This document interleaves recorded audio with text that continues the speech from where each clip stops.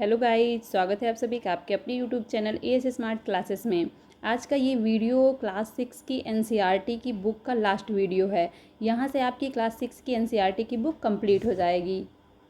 यहाँ पर देखिए केवल 8 वीडियो में एनसीईआरटी की बुक कंप्लीट कर दी गई है। कोई भी पॉइंट नहीं छोड़ा गया, सभी पॉइंट यहाँ पर हमने रखे हैं जो भी इम्पोर्टेंट थे। कोई भी वीडियो बहुत लंबा था, 10-15 मिनट का वीडियो अगर आप लोग 2-2.5 घंटे के लिए बैठ जाएं तो आप आराम से क्लास 6 की एनसीईआरटी की पूरी बुक कंप्लीट कर सकते हैं। मतलब आप 8 वीडियो अगर देख लेते हैं तो आपका क्लास 6 की एनसीईआरटी बुक से अगर कोई क्वेश्चन आएगा तो वो गलत नहीं हो सकता है। इसके बाद हम क्लास 7 की एनसीईआरटी की बुक कंप्लीट करेंगे। तो स्टार्ट करते हैं आज का चैप्टर।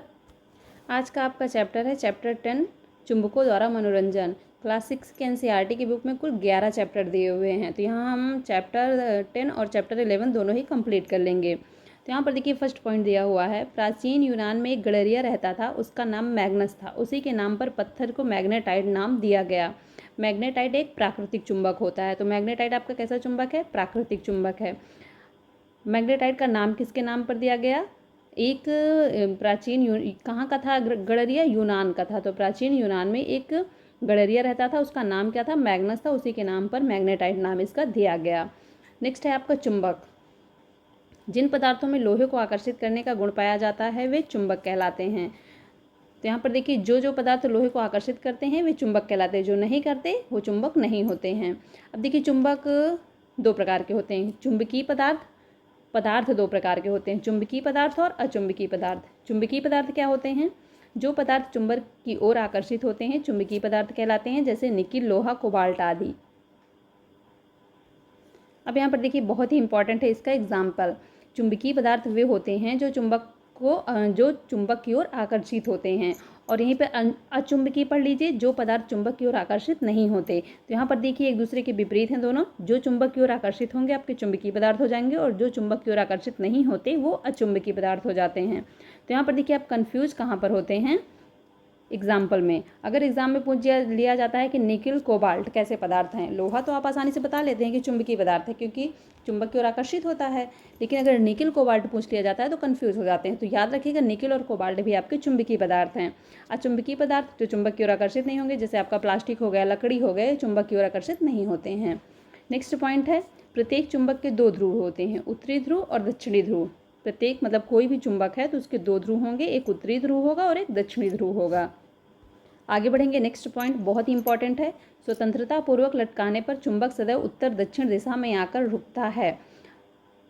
एग्जाम में पूछा भी जा चुका है, बहुत ही इंपॉर्टेंट है कि अगर कोई भी चुंबक स्वतंत्रता पूर्वक आप लटकाएंगे तो किस दिशा में रुकेगा? वो उत्तर और दक्षिण दिशा में रुकेगा। नेक्स्ट है, 2 चुंबक के समान ध्रुव एक दूसरे को आकर्षित करते हैं, जबकि समान ध्रुव परस्पर प्रतिकर्षण होता है।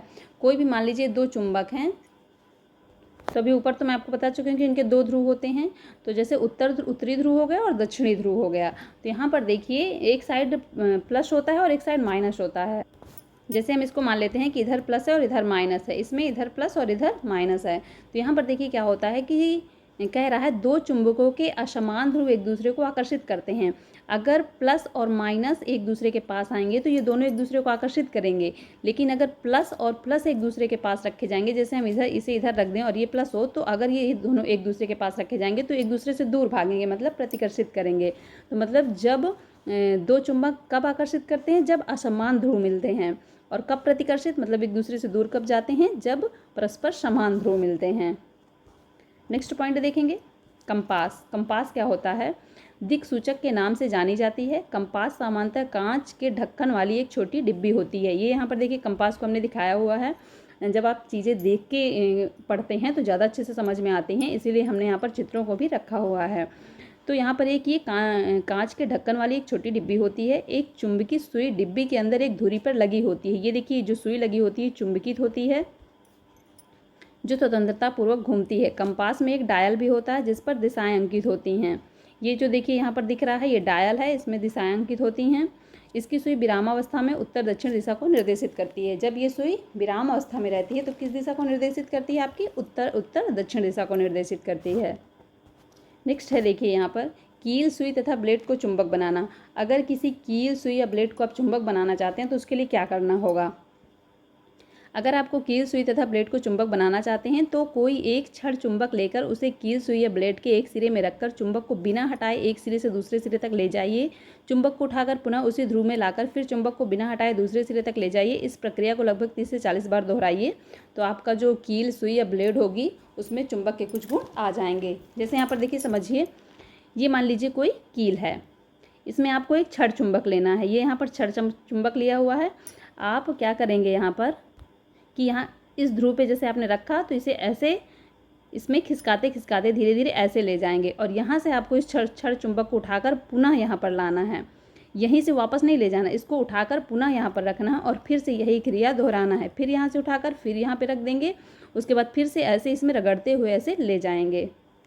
तो यहाँ पर देखिए, इस चुंबक को बिना हटाए बार बार यहाँ पर लाकर इसको इधर की ओर ऐसे ले जाना है। ये क्रिया जब आप 40 से 50 बार लगभग दोहराते रहेंगे तो इसमें ये जो कील सुई या ब्लेड कुछ भी आप लिए होंगे उसमें चुंबक के कुछ गुण आ जाएंगे। तो यहाँ से देखिए, चुंबकों द्वारा मनोरंजन जो आपका चैप्टर था वो कंप्लीट हो जाता है। अब नेक्स्ट और लास्ट चैप्टर हम देख लेंगे और यहाँ से आपकी क्लास 6 की एनसीईआरटी की बुक कंप्लीट हो जाएगी। नेक्स्ट चैप्टर है आपका अध्याय 11, हमारे चारों ओर वायु। यहाँ पर देखिए, सभी इंपॉर्टेंट पॉइंट हैं, इनको आप कॉपी पेन में नोट कर सकते हैं। अगर नहीं नोट करना चाहते तो आप इसका PDF मेरे टेलीग्राम ग्रुप या व्हाट्सएप ग्रुप से डाउनलोड कर सकते हैं। यहाँ पर देखिए, फर्स्ट पॉइंट दिया हुआ है, वायु के बहने के कारण हमारा पतंग हवा में उड़ना संभव होता है। हमारी पतंग जो हवा में उड़ती है किसके कारण उड़ती है? वायु के बहने के कारण। नेक्स्ट पॉइंट है, निष्पावन की प्रक्रिया बहती वायु में अधिक प्रभावी होती है। निष्पावन क्या होता है? ओसाना। आप लोगों ने देखा होगा गांव में कि जब कोई अनाज को ओसाया जाता है तो वो वायु की प्रक्रिया में होता है। अगर अच्छी वायु चल रही होती है तो वो निष्पावन जो ओसाना होता है वो अधिक प्रभावी होता है। आप लोगों ने ये भी देखा होगा कि कुछ लोग पंखा चलाकर ओसाते हैं तो उससे भी वायु का ही प्रयोग किया जाता है। नेक्स्ट है आपका, वात सूचक को घूमते हुए देखा है, यह उस दिशा में रुक जाता है जिसमें कि उस स्थान पर वायु चल रही होती है। वात सूचक को भी आप लोगों ने देखा होगा घूमते हुए, तो किस दिशा में रुकता है? जिस ओर वायु चल रही होती है। नेक्स्ट पॉइंट है आपका, खाली बोतल भी किसी प्रकार से पूरी खाली नहीं होती, ये वायु से भरी होती है। जब हम बोतल में पानी डालते हैं तो इससे बुलबुलों के रूप में वायु बाहर आती है। तो यहाँ पर देखिए, वायु दिखती तो नहीं है, खाली बोतल जो आप देखते हैं आप कहते हैं खाली है, वो बिल्कुल खाली नहीं है, उसमें वायु भरी हुई होती है। नेक्स्ट पॉइंट है देखिए इसी में, पारदर्शी। पारदर्शी क्या होता है? वायु का कोई रंग नहीं होता, हम इसके आर पार देख सकते हैं, ये पारदर्शी होती है। तो यहाँ पर वायु का गुण बताया गया है कि वायु का कोई रंग तो होता नहीं है, आप इसको देख तो पाते नहीं हैं, हम इसके आर पार भी देख सकते हैं, तो इसलिए ये क्या होती है? आपकी पारदर्शी होती है। वायुमंडल। वायुमंडल क्या होता है? हमारी पृथ्वी वायु की एक पतली परत से घिरी हुई है। इस परत का विस्तार पृथ्वी की सतह से कई किलोमीटर ऊपर तक है तथा इसे वायुमंडल कहते हैं। अब जिस पृथ्वी में हम रहते हैं, ये पृथ्वी क्या है कि वायु की एक परत से घिरी हुई है और ये जो वायु की परत है ये इसका काफ़ी ज़्यादा विस्तार है, तो इसी को आप क्या कह देते हैं? वायुमंडल कह देते हैं। आगे नेक्स्ट पॉइंट है, वायु अनेक गैसों का मिश्रण है। आगे नेक्स्ट पॉइंट में मैं आपको बताऊंगी भी कि कौन कौन सी गैसें वायु में पाई जाती हैं। नेक्स्ट है देखिए, यहाँ पे वायु में जलवाष्प विद्यमान होती है। वायु किसी ठंडे पृष्ठ के संपर्क में आती है तो इसमें उपस्थित जलवाष्प ठंडी होकर संघनित हो जाती है तथा जल की बूंदें ठंडे पृष्ठ पर दिखाई देने लगती हैं। नेक्स्ट है, प्रकृति में जल चक्र के लिए वायु में जलवाष्प का उपस्थित होना अनिवार्य है। काफ़ी देखिए इंपॉर्टेंट है कि जलवाष्प का होना अनिवार्य है प्रकृति में जल चक्र के लिए। नेक्स्ट पॉइंट बहुत ही इंपॉर्टेंट है, जलने की क्रिया केवल ऑक्सीजन की उपस्थिति में ही संभव है। वायु का एक अवयव ऑक्सीजन है। वायु अनेक गैसों का मिश्रण है, अभी ऊपर बताया। आगे जैसे जैसे पॉइंट आएंगे वैसे वैसे आप समझेंगे कि किन किन गैसों का मिश्रण है। तो वायु में देखिए एक ऑक्सीजन भी पाई जाती है और जलने का मुख्य क्रिया किस गैस में होती है? तो आपकी ऑक्सीजन गैस में होती है, याद रखिएगा। नेक्स्ट पॉइंट है इसी में, नाइट्रोजन जलने में सहायक नहीं होता, यह वायु का 4/5 भाग घेरता है। तो अगर एग्जाम में पूछा जाए कि वायु में कितना नाइट्रोजन होता है, तो 4/5 भाग आपका नाइट्रोजन होता है और ये जलने में बिल्कुल भी सहायक नहीं होता है।